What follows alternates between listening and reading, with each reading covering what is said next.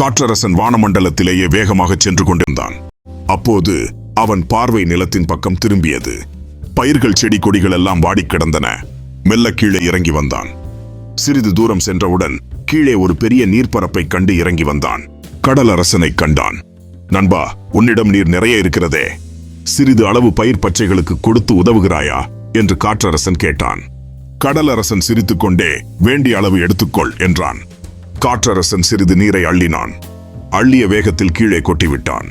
ஒரே உப்பாயிருக்கிறதே என்றான். இதை கேட்ட கடலரசன் பெருஞ்சிரிப்பு சிரித்தான். என்னிடமுள்ள நீர் குறையாமல் இருப்பதற்குத்தான் நான் உப்பிட்டு வைத்திருக்கிறேன். இல்லாவிட்டால் உன் மாதிரி ஆட்களுக்கு பிச்சை போட்டே குறைந்து போய்விடும் என்றான். கடலரசன் பேச்சு காற்றரசனுக்கு கோபத்தை உண்டாக்கியது. சீற்றத்துடன் பாய்ந்து சென்று கதிரவனிடம் முறையிட்டான். தம்பி, பயப்படாதே.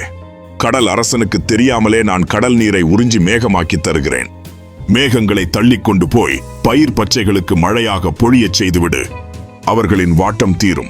ஏரி குளங்களும் நிறையும். தாமாக கொடுக்காதவர்கள் செல்வத்தை மறைமுகமாகத்தான் கவர்ந்து நன்மைக்கு பயன்படுத்த வேண்டும் என்றான் கதிரவன். தான் சொன்ன வண்ணமே கடல் நீரை மேகமாக்கியது.